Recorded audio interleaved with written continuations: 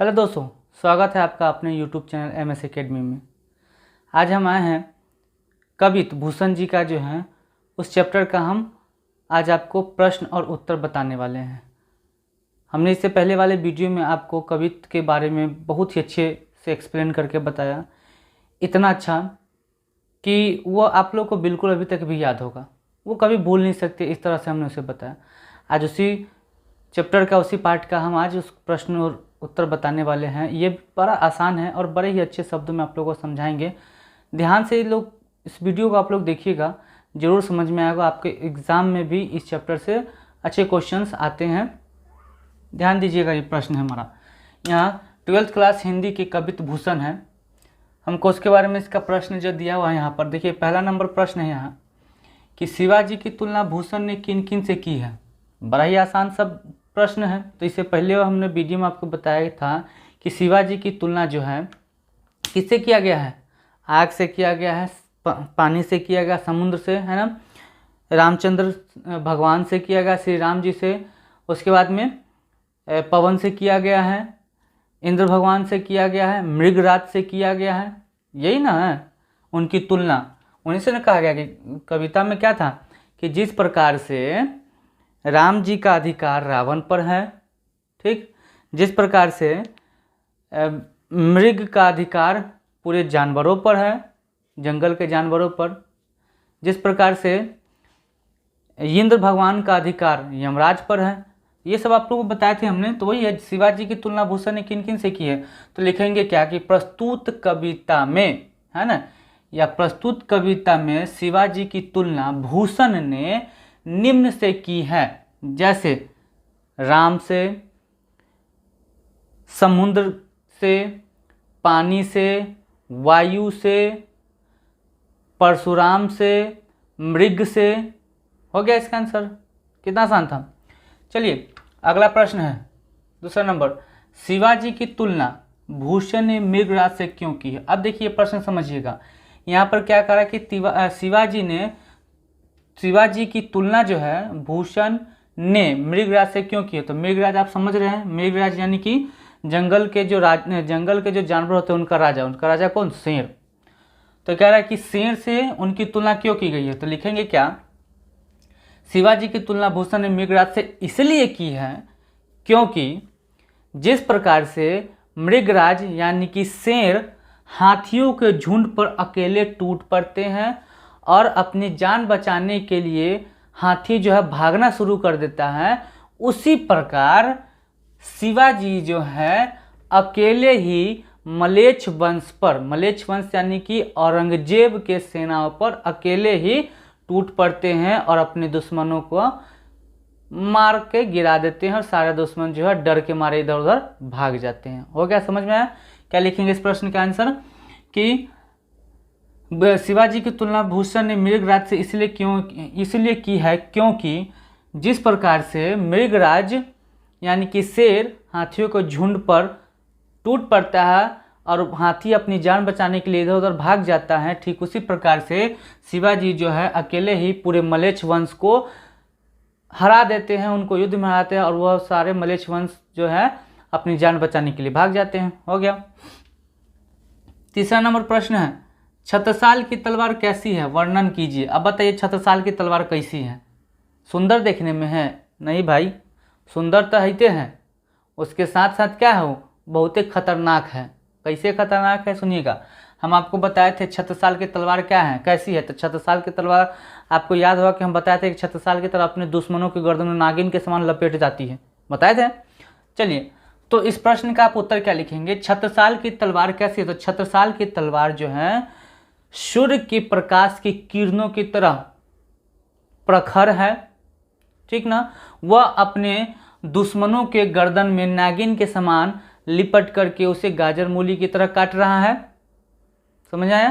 कितना आसान सा प्रश्न था, बस इतना ही लिखना है ना। और भी बहुत सारे वीडियो में आप उसको देख करके समझ के लिख सकते हैं। छत्रसाल की तलवार कैसी है। तो छत्रसाल की तलवार जो है सूर्य के प्रकाश की चमक की तरह है, जो हाथियों को झुंड को काटते हुए निकल जाते हैं। हाथियों पर लगे हुए जो मोटे मोटे लोहे की जो जाल होती है उसको काटते हुए निकल जाती है। उनका तलवार नागिन के समान है जो अपने दुश्मनों को गर्दन में लिपट के उसे सर्वनाश कर देते हैं, दुश्मनों का उनका सर जो है काट करके रुद्रदेव को चढ़ाना शुरू कर देते हैं। हो गया, कितना आसान था प्रश्न। चौथा नंबर है कि नीचे लिखे अवतरणों का अर्थ स्पष्ट करना है। अर्थ स्पष्ट करना है, आप लोग को पता है अर्थ स्पष्ट करना कैसे है।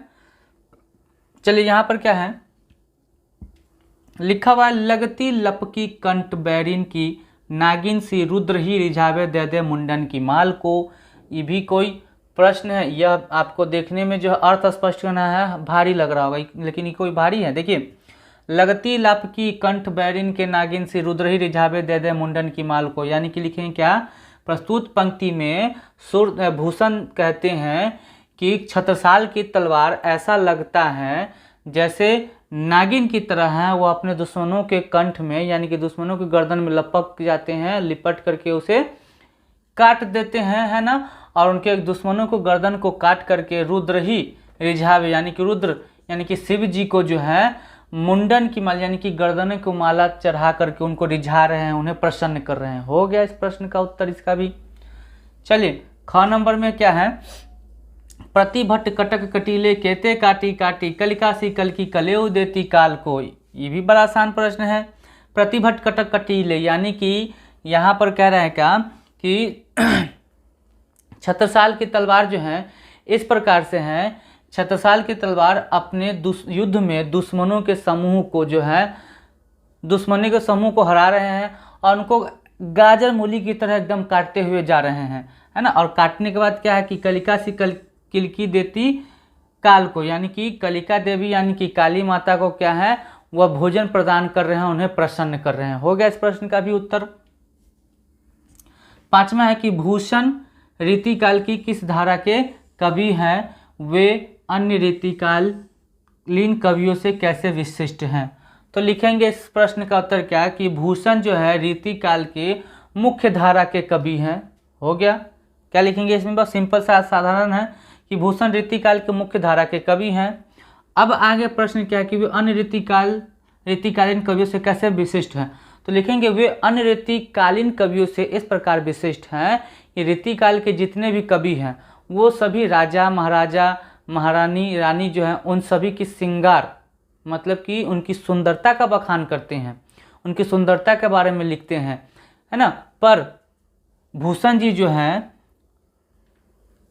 भूषण जी छत्रसाल का और शिवाजी महाराज की सुंदरता नहीं उनकी वीरता का बखान करते हैं।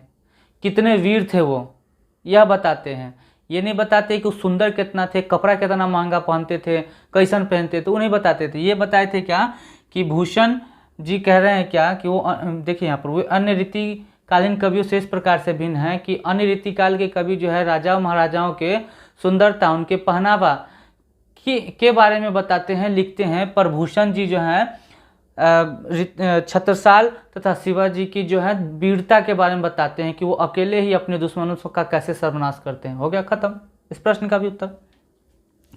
छठा नंबर देखिए, आपके अनुसार दोनों छंद में अधिक प्रभावी कौन है और क्यों। तो ये तो आपके लिए प्रश्न है, हम लिखेंगे तो हमारा मन होगा, आप लिखिएगा वो आपका मन होगा, ठीक ना। इसमें पूछा जा रहा है क्या कि आपके अनुसार, किसके अनुसार, आप लोगों के अनुसार। आप लोग बताइए क्या कि दोनों जो छंद था यानी कि शिवाजी के बारे में और छत्रसाल के बारे में जो लिखा हुआ था उन दोनों में से आपको कौन अधिक प्रभावी लगी है, और लगी भी है तो काहे लगी है वो भी आपको बताना है।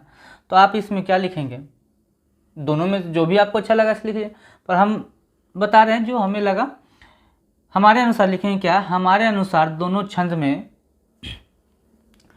शिवाजी के बारे में प्रथम छंद जो है हमें बहुत प्रभावी लगा, क्योंकि शिवाजी की तुलना जो है राम जी से, परशुराम से, श्री कृष्ण से, समुद्र की आग से, वायु से, ठीक ना, मृगराज से करके बताया गया है। उनकी वीरता को इन सभी से तुलना करके बताया गया, जो कि ये एक अपने आप में एक बहुत बड़ी बात है।